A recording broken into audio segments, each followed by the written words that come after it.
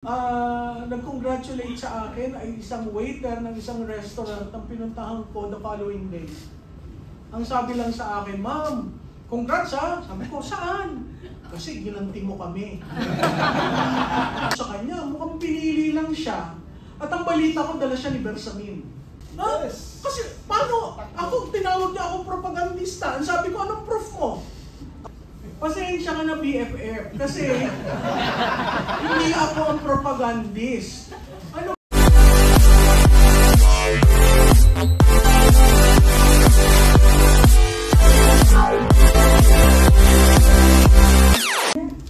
My name is Sarah from SMNI po. My question is for Professor Malutia.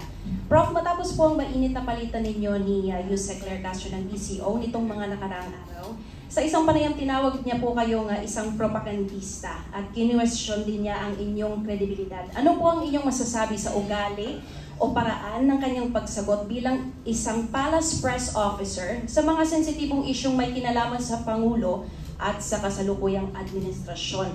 At sa tingin niyo po ba, may standard ba na dapat sundin ang mga government spokesperson pagdating sa pakikipag-engage sa kritiko o analyst?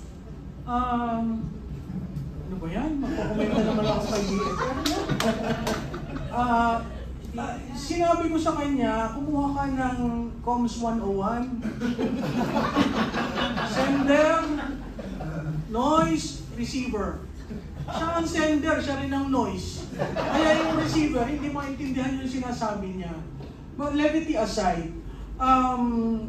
nagtrabaho ako nung panahon ni Presidente Cory, Presidente Ramos, sa OP. At noon ang mga panahon, nakatangi-tangi ang uri ng pagiging spokesman. Marunong umarap sa tao, malumanay, hindi siya ang storya, ang pananalita ay tama, ang tonality ay tama, hindi pampalengke. Ang propagandista, meron kang sinasabi in defense of someone. Ay, sino ang prinotektahan ko? Sinasabi niya, maka-Duterte ako. Ako hindi maka-Duterte. Naging Duterte na lang ako dahil sa pasasalamat ko dun sa 6 na taon niyang paninilbihan. Hindi ako tumulong ng eleksyon sa kanya. Nakay-binay ho ako. At kung hindi niya yun alam, ang dali naman mag-Google. O, wag na Google. Ang dali mag-AI. I-type mo yung Malutikia kasi yung huli niyang banat sa akin. So, who is Malutikia? Sa tingin ko, yung exchange namin pumasok na sa isip niya. Kumbaga may rent-free ako dito na ang default, ako parati yung sinisisi. Kaya ang sagot ko, tinuturoan ko siya. Pumunta kayo dun sa meta page ko, meron ako dyan. How to be a spokesman. What is a propagandist? Anong mali sa ginawa mo? Kasi mukhang wala naman nagturo. Mukhang pinili lang siya dahil estudyante sa UST. Pinili lang siya at ang default niya, sisihin ng Duterte. Saan ka naman nakakita ng spokesman na ganon? Diba? Si Duterte na nasa dahig, sisisihin mo. May narinig ka ba dito sa amin na nagpropaganda kami para kay Duterte? Ito'y partido niya. Pero simula na nagsimula tayo, walang nagbabanggit na ang mga Duterte magagaling. Walang ganon. Pero siya, ganon. Ang ina-address ko sa mainstream media, pag kayo nagtanong ng tanong, siguraduhin yung sagutin niya. Kasi kasama kayo sa propaganda. Kung i-accept nyo, yung sagot niya. Perfect example, what do you think about incapacity? Sinagot ba niya? Hindi. Ang pivot niya ay ang mga Duterte, dapat tanungin yan. Yung mga, yung baha, nagsimula sa mga Duterte.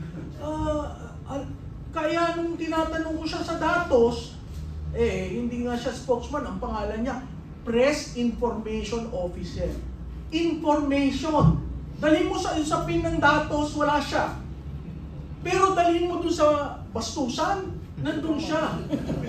Diba? Ang tanong ko sa mga nasa Malacanang, hindi nyo ba ginagalang ang institusyon ng presidente? Hindi nyo ba ginagalang yan? Kasi hindi lang kayo ang mag-occupy yan. Ipapasa nyo yan sa susunod na liderato. Anong ipapasa nyo kung yung institusyon sira dahil kay Claire Castro? O ko sa kanya.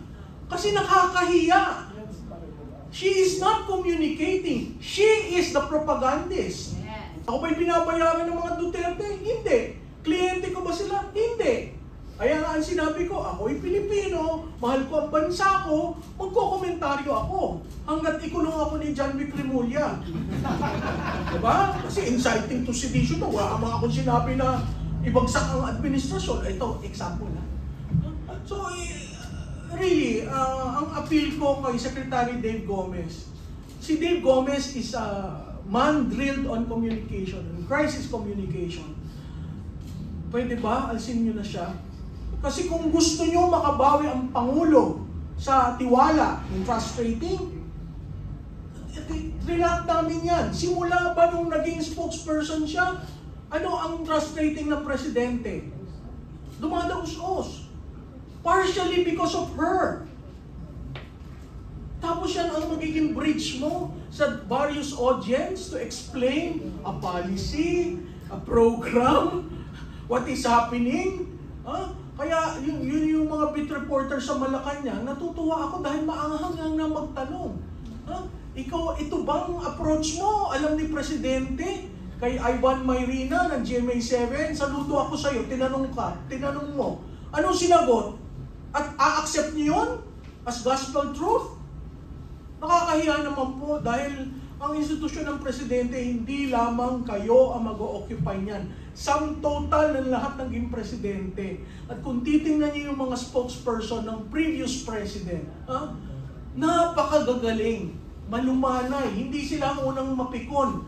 O dun sa exchange namin, sabi ko nga, mahina ito eh. Maglagay ka ng trap, kinakagat. Diba? Ilang beses ako nag-trap. Kaya alam kong hindi marunong sa messaging, hindi marunong sa comms, kasi kagat siya ng kagat. Tapos ang depensa niya, sarili na niya. Diba? Ay, bakit sarili mo? Hindi ba yung principal mo dapat ang dinidepensahan mo? Kaya nagiging pikon, nagiging namumula, humahaba yung liig.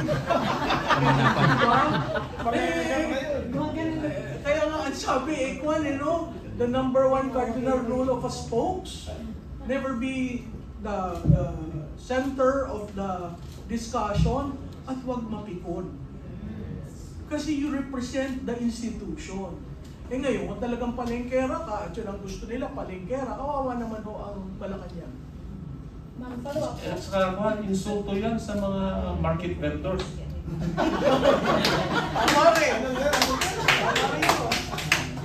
From follow-up po, kung ang tulad po ninyo ay kine-question po yung credibilidad, paano na lang po ang ordinaryong mamamayang Pilipino when asking questions or raising issues and concerns? What kind of message is this sending to the public? The way siya mag-respond? Sa tingin ko, pumasok na yung kapangyarihan sa utak niya. Kasi, alam mo, ang unang, so yung gano'n, it dawned upon me, marami palang galit sa kanya. Akala ko naiintindihan kasi, di ba, yung street, hindi nga street sabi ko gutter eh. Pero natuwa ako dun sa waiter na yun, kinamayan ko siya, sabi ko, hindi ko alam na gano'n ang reaksyon ng taong bayan sa kanya. So, alam niyo, temporary lang yung pag-upo sa kapangyarihan. At babalik ako at babalik. Public office is a public trust. Yung public trust, BFF, public trust. Hindi bardagulan. At sa mainstream media, mahiya naman kayo. Kung